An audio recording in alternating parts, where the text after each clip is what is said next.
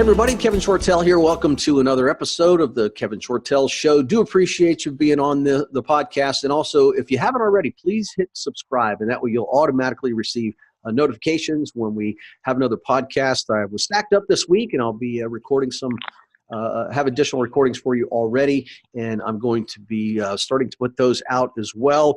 I've been mentioning that I'm also doing something with Mitch Stephen. I'll start launching those on Tuesdays. I just got word from his office that they'll have that to me hopefully this week, so I can start those for you next week. And again, they're going to be inspirational stories, success stories, things like that, that Mitch is sharing with me that I can forward and share with you. And once again, Mitch has bought over 1,000 houses. He told me he's up to 1,500 now, and he buys them, he fixes them up, and he sells them, but he sells them with seller financing and carries back the paper, and he's been very, very successful on that. Also, just another quick announcement for you here. I will be on the Think Realty radio show. They're going to be airing that on February 6th. And it'll be broadcast nationwide. If you go to thinkrealty.com and you click on the radio show, it'll give you all the various stations and when the shows are. Once the show airs live on February 6th, then it will be put into a video format, an audio format on their website, and I will put it on our blog site, or I'll put it on our podcast website as well. All right, enough of the announcements. I want to get right into it here because I do have a special guest on again this week, and this is someone that I have known now for, I guess, 4 or 5 years, possibly as many as 6 years. And 6 years. 6 years has it been? Right? Yeah. And, he sent me over a little bio, and it's always interesting as much as I have meet people. There's always new things that you can learn about here. So let me tell you about Dave before I have him come on and speak with you. But Dave started investing in rehab type of properties, a landlord back in 1978 in Cincinnati, and then Portland, Maine. Got into developing, putting together condo projects and subdivisions, and then went to Phoenix and he's flipping, wholesaling. Building houses, REO agent, over 900 assets, and got in the note business in 2013. And a mere 5 years later, he received the Investor of the Year award at NoteWorthy. In between that period, I also personally know that he's received several awards from Note School. When I was at Note School, I had the pleasure of introducing him and letting him talk about his various case studies. So everybody, this is Dave Franecki. Hi, Kevin. How are you? I'm good. I'm great. And I'm really happy to have you on here. And one of the things that I really like about what you've done, you've been in real estate, real property. You've been in the note business. And I've been talking about this since 2018. I think the most prepared real estate investors to go through what both you and I believe is a changing market here, they have to have skills in both real estate and real estate notes. Would you agree? Absolutely. I feel that you're just not complete until you have that skill set in both areas, because my goal, and I would hope a lot of the other folks' goals, is you don't want to leave money on the table, and you want to maximize what you can get out of something, and you're spending all these marketing dollars. Why leave anything behind? I mean, right. It makes no sense. So why not be a complete investor? Yeah, and it still amazes me where some people just don't understand that the note business is simply the finance side of real estate. So you ever borrow money for a house, a private loan or hard money or a bank loan, it's finance. I mean, that's what this business is all about. So you have to have a good understanding of that. And obviously you've done that real well. And I'll share with everybody also that David and I are both, I think, students of the market. And what I mean by that is we're constantly looking at articles and doing research and putting parts of a puzzle together to try to project what we're going to do and what moves we're going to make, because I think you also have to be a little fluid in the marketplace. I mean, I've been teaching notes, for example, for 6 years, but I've never been the note person. I'm only in notes and that's my only thing. I think you have to be able to diversify within that. And Dave even shares with me articles from time to time. So I think that's a good place to start, Dave. What kind of pieces to the puzzle are you seeing here? And what do you think the best move is for people interested in real estate or real estate notes? I think right now, the time is to be nimble on your feet. And what that means, let's just say for me or for most people, is if you have soft projects, maybe it's time to cash out and get really cash rich right now. because as the market changes, and it will, in spite of what many people say, it will be changing. Us old dinosaurs, Kevin, you're not one yet, but I am. We've seen the cycles, and you want to be ready to go and take advantage of opportunities that arise.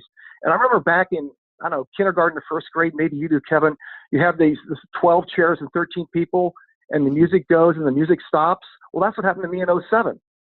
And you don't want to be that 13th person. You want to be ready to go. Yeah. So that's my big suggestion. And it's no different than when you're skiing.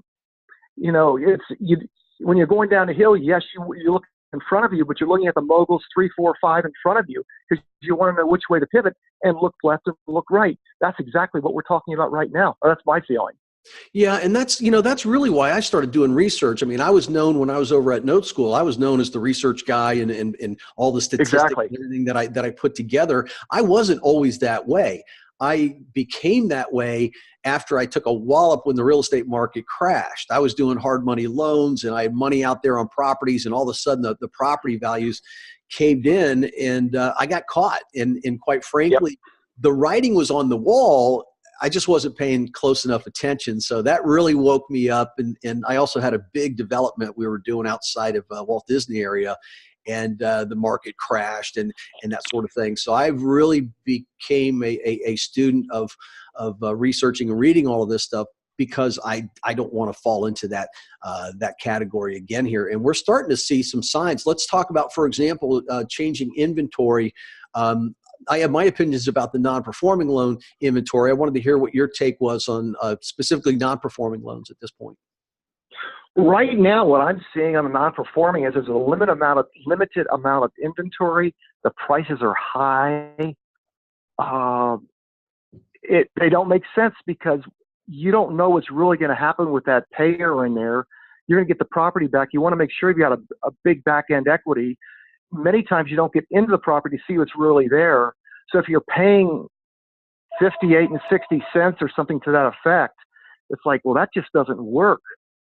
So to that point, because when you get the property back, if you've got to fix it, could be a surprise. Yeah. It's no different than when you're buying a house, you're paying 65 or 70% less repairs. Why would you do anything different now? Right. On that. If anybody's been following along with the stats on that, we had a massive amount of non-performing notes, about 30% of the mortgages at one point in time. I mean, it was tremendous, and we knew that wouldn't last forever. It can't. We in fact, everybody in this industry really was a product of the solution to curing that problem. So as that problem got cured, you're seeing a smaller inventory, and then prices, of course, are going up. But I did another study, David. I don't know if you saw this one that I did. I went back and I looked at all the Fannie Mae sales for 2018 because they're the easiest to track. Freddie Mac doesn't track them as consistently. And of course, the private sector, you can't find anything on. So I used it as Fannie Mae as a barometer. And what I explained to people, I think on a podcast or maybe it was a blog or something, a couple of months ago, is the biggest buyers of notes, and I explained why, the lawsuits and such, but the biggest buyers of Fannie Mae notes, the top two were Goldman Sachs and Credit Suisse. And Credit Suisse in 2018 was actually the largest, over 50,000 notes, where Goldman Sachs was about 25,000. But I pointed out to everybody, look, Goldman Sachs and Credit Suisse didn't start buying these non-performing notes from Fannie Mae until August. So they've got 70,000, almost 80,000, I should say, notes that those two entities have to work through. So I think we'll see non-performing note inventory again several months down the road, because again, it's going to take them almost a year or so to work some of these out. And I think we're going to see it in the form of reperforming notes. So I don't think they're gone. They are a little rough right now, but again, I think that's why we have to be adaptable. What do you find on the performing side? On the performing side, the quality of the inventories is there, but the price you got to pay doesn't work. So if I'm buying a performing note, I don't want to pay more than 70 or 75 cents, and that's pushing it of unpaid balance. Mm-hmm. But in terms of loan to value, I still want to stay at 60% because I'm looking at it. Well, if the market shifts and that value drops, what do I got for my back end equity to protect me? Mm-hmm. Of course, investment value is going to flow right behind that. So I just think it's really wise, because it's very easy to say, oh, I'm going to go, go, go. But then when you look back 6 months later, 8 months later, you think, oh my gosh, what happened here? So the volume's not there. The hedge funds have worked through a lot of their stuff. Yes, there's some reperforming, but again, these folks that are selling them, they just want a lot of money. There's no allowance for what's going to be happening. Mm-hmm. And I get that. That's okay, but I don't have to buy them either. Yeah, the inventory that I'm finding right now, and I've been talking about this concept and really started focusing on it maybe over the last 6 months, is I know that there's a large number now of investors that have purchased notes when, we had the huge inventory, just the massive inventory levels, and they've got some pretty good, well-seasoned notes, and now they're looking to sell out partials. And I think it's a fantastic way for somebody getting into the note business or just diversifying a portfolio to start looking for these individual investors as a source. And then again, you can protect yourself with that investment to value ratio and things like that. And it really becomes a win-win scenario. And I know you've done some of that as well. In fact, I think later on the podcast here, we'll even talk about one of the assets that is available right now. But what are your thoughts on that? I think partials are the way to go, especially for a passive investor. And the beauty for the passive investor is that, let's say they've got Dave Franecki or Kevin Chartel behind them owning that tail, and it protects their interest. And to that point, I had a note in, I'm just closing out on now in Mishawaka, Indiana, and we did a forfeiture. I remember that. Yeah, I sold a partial. Yeah. So that's when you don't forget. I sold a partial. Yeah, you've shown it more than once. But we sold a partial. The homeowner did a BK. I got it back. And, we were doing a rehab on it now. I still am going to be paying off the partial owner, but they're totally protected because I stepped in. I'm working it through. They're making all the lost payments that were there. They're whole. They're totally protected. And they're getting, in this case, I think their yield was 11%. So they're still tickled to death. They can reinvest their money now. It's only been a 4-year investment for them. So it's all really good. I think it's a really safe model.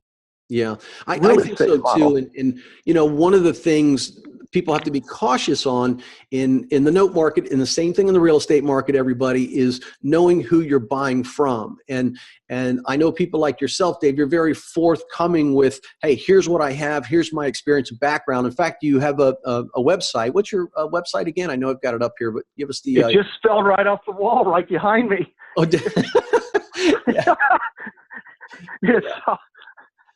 It's Capstone Capital USA. Capstone Capital USA. USA.com. Right. Yeah. Man, you got stuff falling off. I've got the fire department going by. This is good podcast right here. You got to have fun, right? We'll pause for a minute. I don't know what's going on out there. It sounds like they're right at my door. All right. They're heading. Okay, so everybody. So anyway, it was Capstone, CAPSTONE, Capital USA.com, and you've got some great articles on there. You've got some inventory, and we'll take a look at that. Another key concept I want to talk about with you before we get into that.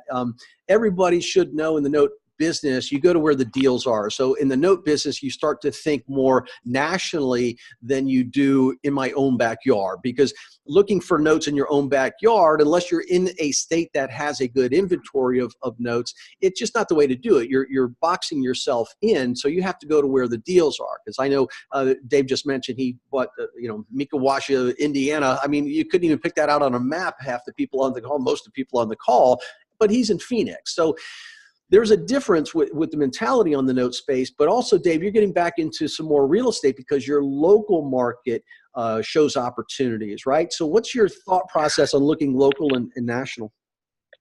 I see a lot of opportunity coming. 2 years ago, folks weren't even talking about sell or carry for the most part. They was just slam, bam, thank you, ma'am, I want the money and go. Mm-hmm. But wholesalers are now saying, well, we don't know how to do the sell or carry, so it's a really unique niche. So what I'm doing is, yes, I'm getting back into wholesaling, but I'm also going to be offering multiple offer opportunities for the seller, whether it be subject to assuming the mortgage. I mean, there's a lot of 3% money out there, which presents a lot of opportunity, whether it be lease options, 0% down, if somebody doesn't have any debt on the property, there's a ton of opportunity. So as you said, Kevin, you're just not a one-trick pony. But to that point, with this product that you're deal architecting, you can sell that product and still make money on it. You can even be a landlord, just keep it. Or if you want to buy a home for yourself, you can assume a 3% mortgage. What mortgage? You can't do better than that, except to get one for 0%, like our friend Kevin Moen did, up in Seattle there. Yeah. So, but I mean, there's just a lot of opportunity. But seasoned investors are familiar with this. If you get the training and you understand it, you become a lot more dynamic investor with just a broader base of knowledge. Mm-hmm. So that is more localized. And do you have any secrets or any techniques that you're using to find those seller finance type of deals or creative financing deals in your area that you can share with us? I mean, I think a prime market would be to go after folks that are over 55, have owned the home for 10, 15, 20 years. Chances are they've got a high amount of equity in there, or they don't owe any money at all. So that would be just a straight seller carry and offering them zero down and, architecting out of that. Another would be chasing the pre-foreclosures. That's where you've got your 3% money in there and they want out, they're motivated. You could work that. Also with probate, the same thing. But I think those three are really prime. If you work those areas, you can find the deals. What we're finding in Phoenix here is that the mail doesn't work anymore. So you've got to become more creative in terms of, in the past, you might get 2, 3, 4% return. Now you're lucky to get what, Kevin, 0.5, maybe. So you can't rely upon mail. You can't just do a mailer that's just typed out. It's got to be personalized. You got to get them to open it up. And then after that, it's a matter of communicating and articulating that you have a skill set that will help that seller get what they need. It's a win-win. I mean, that's my approach anyway. You've done this stuff before. What do you think? Yeah, I was just going to ask you about the direct mail because I know you've done that successfully on the note side and didn't know if you were trying that on the real estate side as well.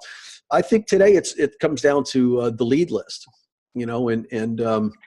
are you buying lead lists and such? You mentioned probate. I mean, so are you using a program or something to buy leads and just take more of a laser approach versus a shotgun approach?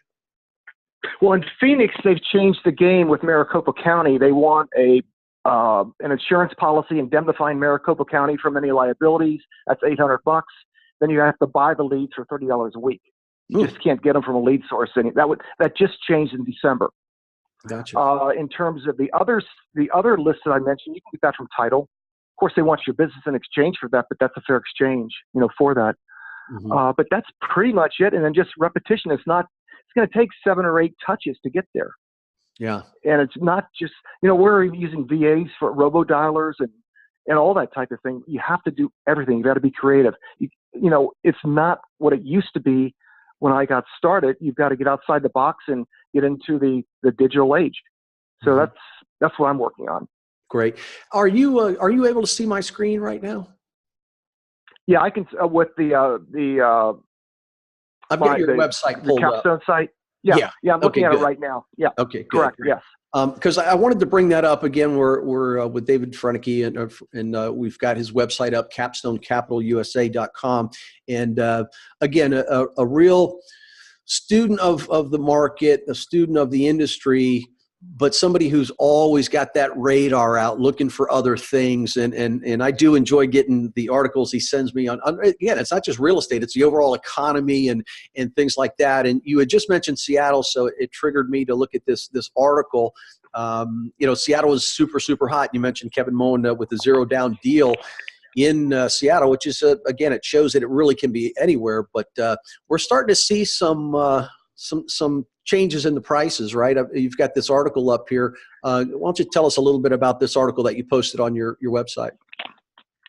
I mean, so Seattle prices are dropping. What the article says, 4.4%. San Francisco's drop. Our friend Lisa Hankinson out of San Francisco, she's seen San Francisco flatten out. I know San Diego is. Bruce Norris is talking about L.A.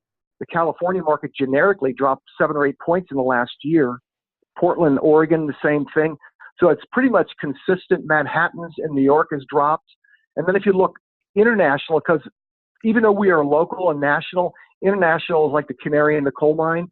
Mm-hmm. It goes into all that stuff. And I know you're looking at right now the Case-Shiller index and the bubbles and just variables on that. But it's all pointing the same way now. Is it going to be a big one? I don't know. Nobody knows. Mm-hmm. Is it going to be a small one? I don't know. But Kevin, I know you were at my meetup a year and a half ago or so, and we just had one last month. Stan Harley from the Harley Market Report. He's a trend guy. He gets into everything happens in cycles. Mm-hmm. So what he was suggesting was that we're in for a dip for sure.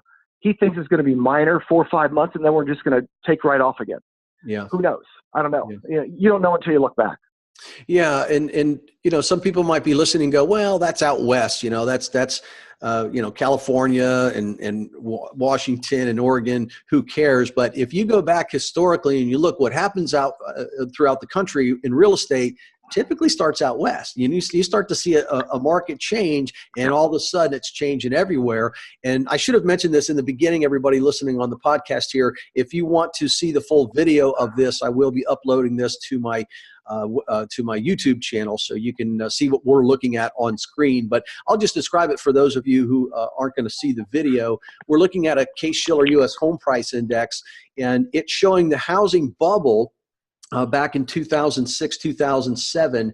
And it's kind of wild when you look at this chart and you see in 2018, going into 2019 is where the chart ends. Property values are worth, or the index they have for it, the property values are more than what that last peak was. So yeah, that gets a little scary. And by translation, I mean, that goes back to your point of you can't pay too much for these assets because what happens if they do take a drop? So if you're in the note business, you got to look at, well, if that property value drops, am I in that for low enough where I'm not affected by a 10% drop or something like that? And if I could share another point too, Kevin. So as you know, I was an REO guy back in the day. Mm-hmm. And I was a member of the NRBA, which is a National REO Brokers Association. So the president of that is Mike Crime. I think you probably met Mike along the way. You might have been presented at one of his events. Maybe not. I don't know. But I was speaking with him last November. Mm-hmm. So his membership had dropped because, agents, there's no REO. But in his conversations with the banks, they're suggesting the last half of 19 is going to really pick up. So he's ramping up his organization to be able to handle that flow. I thought that was very insightful. Yeah, I'm not going to go there with REO anymore, as an agent, but I'm done with that. You already have that designation on your business card, right? Yeah, who cares anymore? I don't, but I mean, I just thought it was very, very interesting with he's a smart guy. He's got his PhD in math and finance and the economy, so he gets it too. So I have a lot of respect for him. Yeah, excellent. I was mentioning to everybody earlier, we were talking about where you look at the market in full, and you sent me this article, which is pretty interesting way to look at things, which I was, just something I'd never thought of before. So we've got some cracks perhaps in the real estate market because of inflated prices. Rents are starting to stabilize. You've got pent up demand. When you start looking at the millennials wanting to buy but can't get financing, which is a great market also, by the way, for seller financing. But what's going on in the overall economy certainly affects what happens in real estate. They do go kind of hand in hand. And just give us a little bit on your insights on this particular article, which is looking at the transportation industry and how and why would that might affect things, or what's the insight there? Well, let me give you a little background on that first, Kevin. So back in the day, I knew a guy out in California. His name was Dan Kern. He used to live in Howard Hughes' old house. And he used to own the largest string of hospitals up and down the California coast and 60,000 rental units. But he said one axiom he looked at was the box manufacturers, the cardboard. So if they're picking up, the economy's going up. If they're creating or manufacturing less boxes, that's what that means. There's less demand. Yeah, so right? Smart. So to that point, so simple. In this article, I'm sorry? I said it's so simple. It's so smart, though. I mean, of course they need. It's so common sense. So this particular article that we're discussing was talking about flatbed trucks and their shipments, and their volume is down. This is the long 50-foot trailers that ship cargo, whatever, across the country. they're down. Now, to that point, the large carriers, Swift or Roadway or whatever, they're not ordering as many tractor trailers. There's a reason why. I was talking to a friend of mine about this, and they said, well, it's because of Amazon. But think about it, though. Amazon's going to have trucks delivering to their facilities, too. Right. It's a crossover. Right. So it is what it is. And I'm not being a doomsayer. I'm just saying you're going down the hill. Don't get caught short. Be cautious. And maybe it's the being caught a couple of times that I'm overly cautious. Maybe not. I don't know. Yeah.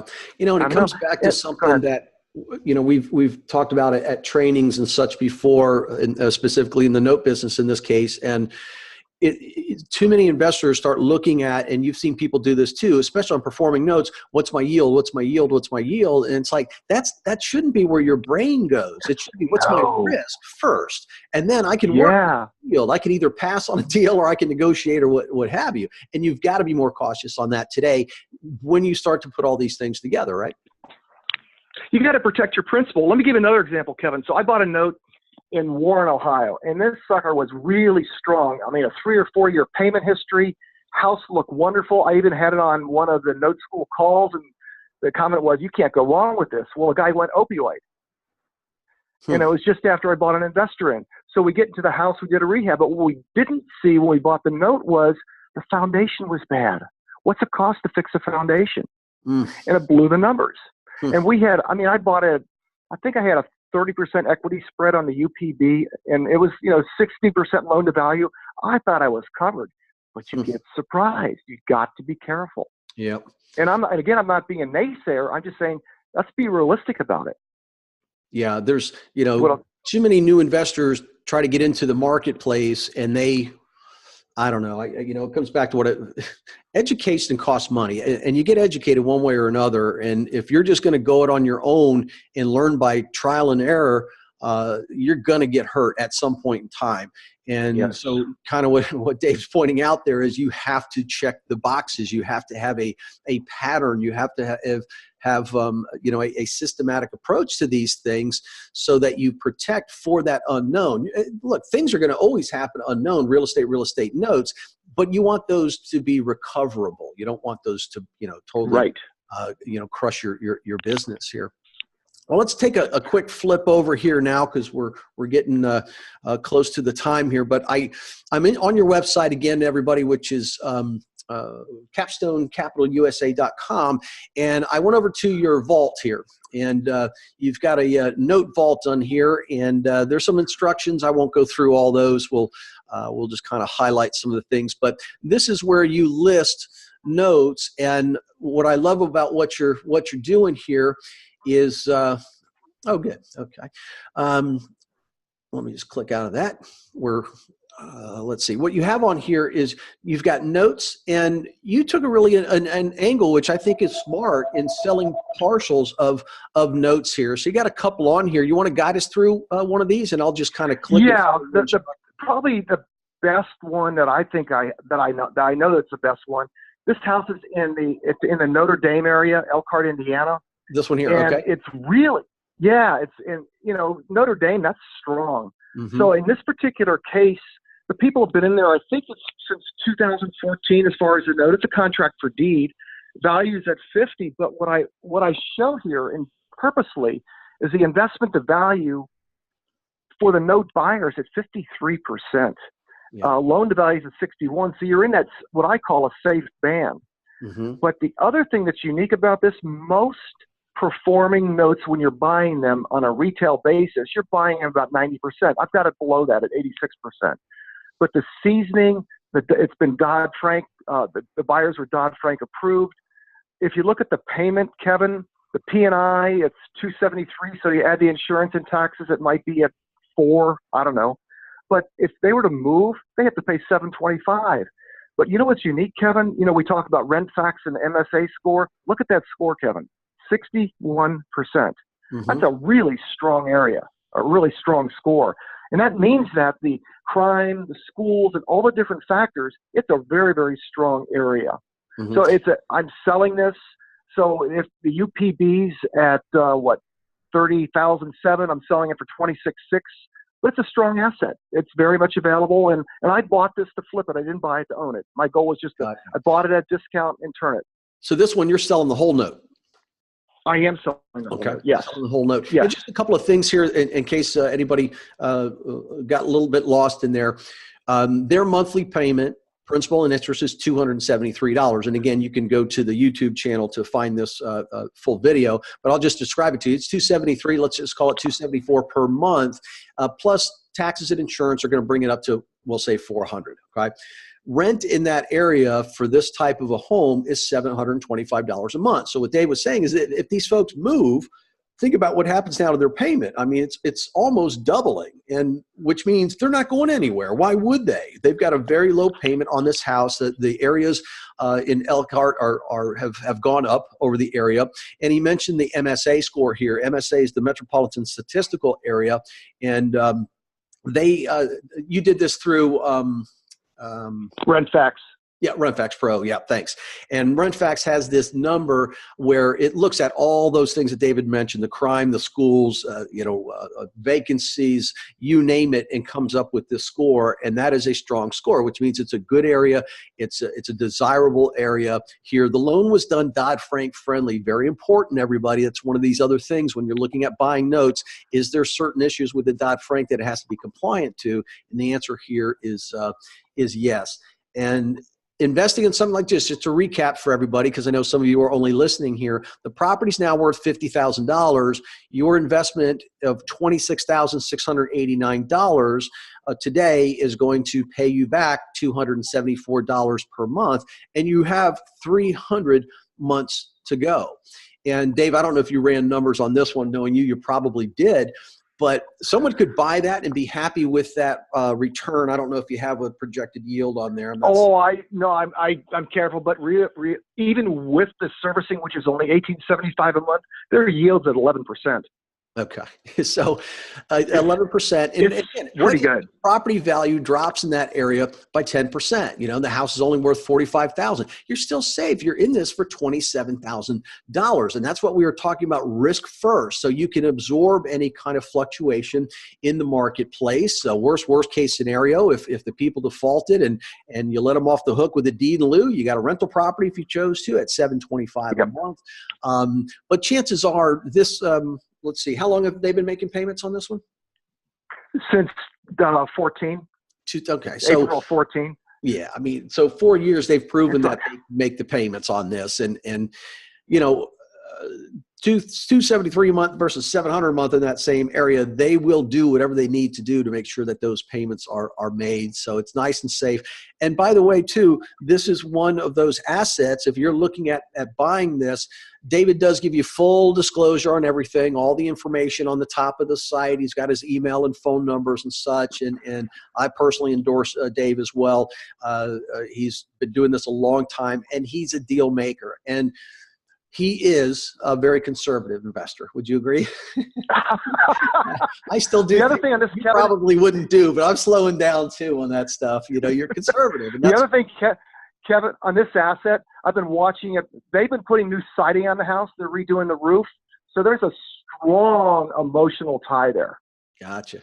I love it. And this is one too that if somebody bought this note and maybe you're thinking, well, you know, I would only have enough money maybe to buy this one note. Don't forget, you've got 303 payments remaining on this. This could be one that somebody, if they chose to, they could buy this note, and it's got all the attractive values there, and they might have another investor they could sell a partial to.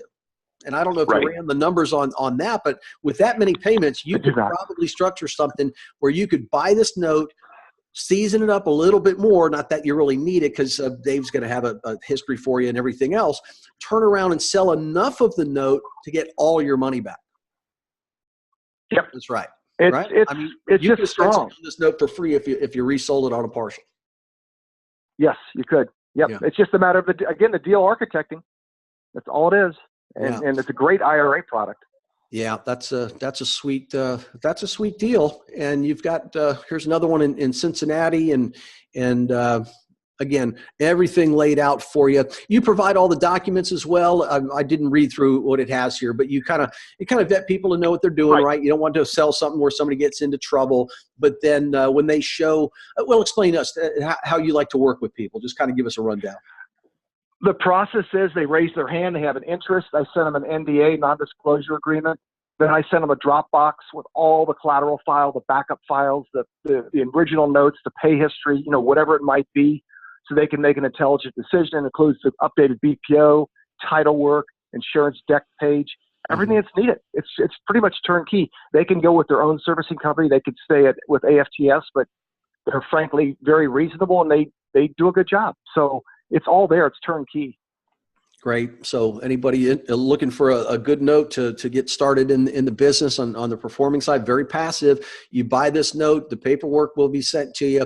You'll get all the information. You wire the funds. The closing is handled. And I agree with you. Just keep it at the same servicing company. Why move it? This is not a problem note. And all that happens is a servicing company now gets instructions that you now own this note, and they just assign it over you, and the payments just start going right into your account. It's about as simple as it can Exactly. get. Yeah. And once again, you're not going to have to fly to Arizona, anything like that, to go to a closing, right? These are not real estate closings. These are real estate note closings, which is really just essentially two documents that are signed and get those done. Awesome. Well, you got some good stuff there, and I hope to see you. Maybe you'll be at Noteworthy again this year. I don't know if you're going. You won the award last year. I don't know if you know this. I'm going to be co-hosting the whole event at Noteworthy this year. I did not know that. Yeah. And I'm also going to be delivering the state of the industry. So I'll be there the entire time, co-hosting with Aaron, who you know as well. Good for you. Yeah. Good for you. Yeah, I've got a conflict. Then I'll be at a regular real estate event mentoring. So in other words, I'm still getting trained. Yeah. I feel like I never know enough. I've got to be on top of things. So I will not be there, but you can get me a video of what you've done. I'm sure somebody will have it recorded somewhere or yeah. Such. So very good. Dave, anything else any thoughts you want to leave us with, or anything I've missed, or any contact information you want to give out? Yeah, if the folks want to call me, my best number, well, you can see my cell phone. It's 480-232-5477. Email is dave@capstonecapitalUSA.com. And I'll get back with you right away. Fantastic. Love to talk to you. Always like to make friends and make, set up business situations for later. Absolutely. Network. And if you are in the Phoenix area, get to his meetup. Oh, yeah. Meetup group is solid. It's growing. I think you've already had to move 3 times, right, to different locations. Yeah, we moved to one location, moved back again, but it's the first Wednesday of every month. It's Note Investors Forum. If you go to the meetup site, Note Investors Forum. So it'll be, February 6th, I believe, is the next meeting. And we're going to be talking about what we were just discussing, the sell or carry, the lease options, and that type of thing. So in other words, moving people through the marketplace to where the marketplace is currently. Mm-hmm. And I can tell you, folks, I was there last year, as he said, and it's an active group. I knew some of the people in there. And if you're looking for a great place to learn, because David will teach, he's also bringing in guests at his events, and there's a lot of camaraderie there, and that is unique. I think a difference between real estate clubs and real estate note clubs, because we're doing everything nationwide. Everybody's willing to share and work together, and it's a great environment. Right. It's a great support mechanism, and you've done a really good job building that up. Well, Dave, thank you so much for being on. And we may be doing, by the way, the Noteworthy Convention in September. We're either going to do in Scottsdale or we're going to do in Las Vegas. I like Scottsdale, Kevin. That would be great. I figured you would. I was just going to say, so if we have it out in your area, I'll take you up on that hike this time. I know I bailed on you last time. But I'll take you up on the hike. I'll be ready. Like I said, I'm putting my 5 miles in, and I know you're walking the mountains up there. The rattlesnakes are waiting, Kevin. Sounds good. Okay, Dave, thank you so much. And thank you, everybody, for being on the podcast and listening. And please don't forget to subscribe. You can also keep in touch with me by going to Kevin Shortell. That's KevinShortle.com. Sign up for my mailing list. I'll keep you notified that way. I also have a running blog there, sometimes written, sometimes video blogs. And those are more educational of nature. So take a look at those as well. So once again, this is Dave and myself. We do appreciate you listening and look forward to talking to you again. Bye now.